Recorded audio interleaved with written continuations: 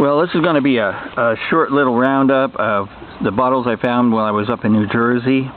So let me run through them real quick. Took me a while to get this together. I've been away. I've been back from New Jersey for about almost 2 weeks now, and with all the other things I've had to do, I've had a hard time getting back to this collection.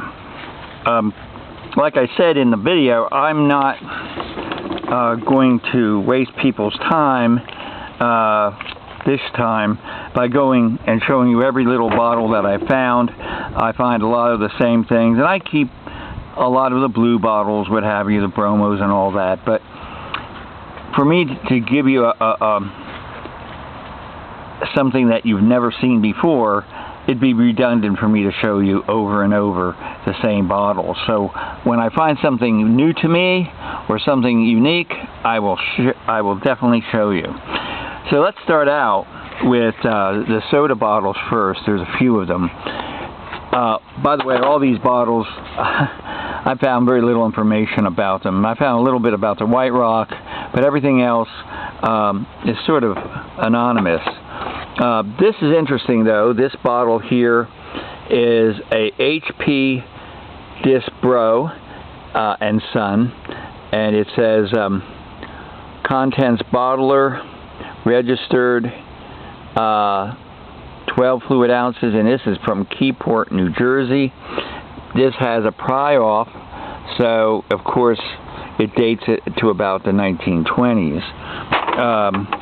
This is a pretty big soda bottle, and I am calling it a soda, and it's one of those interesting ones because of the size, really, and the slug plate, and it's a late bottle. 1920s, you know, they were still putting slug plates out on sodas, but not as frequently. The other one is a bottle I've talked about before, and it's a Jacobson Brothers from Lakewood. This is a late bottle, probably, you know, late 30s, early 40s, and it is just a 7-ounce soda bottle, and it's registered, but it's a cool slug plate. Now from there, we'll run over to the milks. You saw me getting this Glendale. This is a very late bottle. As you can see, it's thinner. It has the Glendale logo with milk on one side, and then the same on the other, and not very impressive. What is impressive is that the date here, we can even see it. I did see it, and it's so faint you can barely. But if you can take my word for it, this bottle is dated, if you can see it, 1949. You may be able to see that date there. 1949, so this is a pretty late bottle, and you could tell by that lip. It's very thin. It just had the cap on it, and they stopped with the thicker. This is a 1920s version of pretty much the same company, but you can see a big difference here in bottle shapes. This is a Glendale, and this is Lakewood. This doesn't tell you where this is from, I don't think. No, drink Glendale. But this one says it's from Lakewood, and the date here, well, there isn't any date, but the size, the thickness, the style of the lip, it all tells me that it's from 1920. It has a lot of caseware. So this bottle also has Glendale logo on the back, which is what really had me pick it up. Other than that, it's a very common bottle for that area.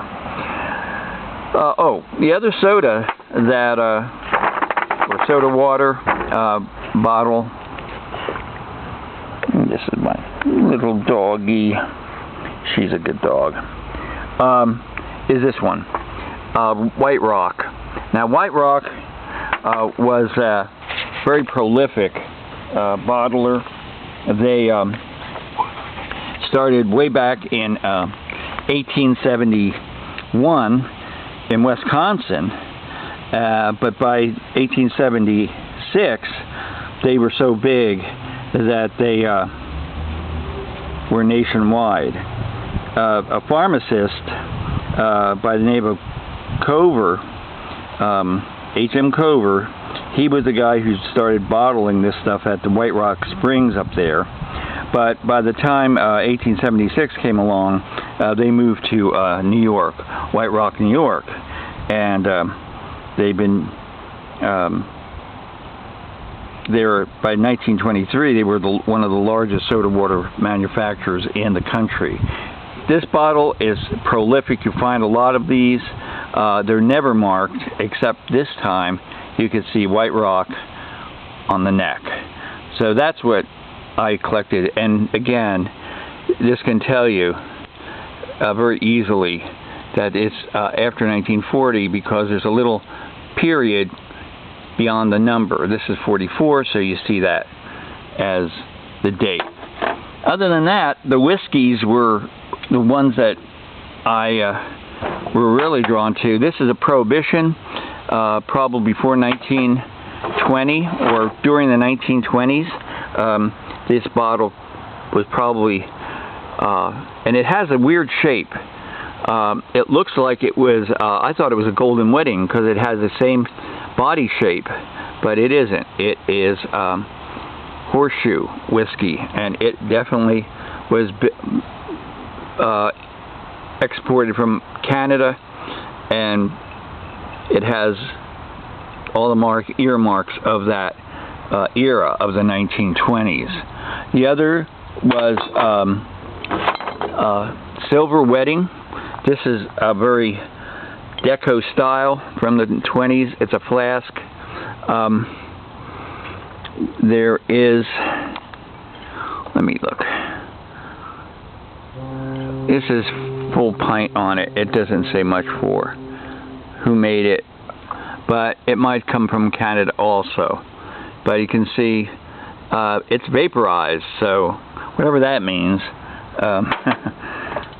Maybe that's what you end up feeling like after you've drank the stuff. And this was Pride of Edinburgh. I said Culloden or something like that in the video, but this is an imported Scotch whiskey, and it's Imperial Pint, probably Campbell's. And this also was a really cool bottle. I really love it. And it was probably exported in the 1920s. Other than that, I didn't find much else. Oh, I picked this up on my way out, and this was sticking out of the ground. It's a candy container, a weird one. It's a little Scotty dog. And I don't know if it had a tin lid to cover it, and there's nothing on it to tell me who made it or what. But that was a cool little extra find. And of course, the Ball Ideal Mason, patented July 14th, 1903. So that is a pretty common bottle. So that's what I got there for New Jersey that showed up. I have a whole bunch of other bottles in there, but they're not. You've seen them. I've talked about them. If you have any questions, you can, email me at jimonzeld@gmail.com, and I could answer you anything you want. Other than that, that's it. I'm going to go out as soon as I can and dig some more, and I will get back with you when I have results on that. Have a great day, everybody. Glad to be back and talk to you, and we'll see you again. Bye.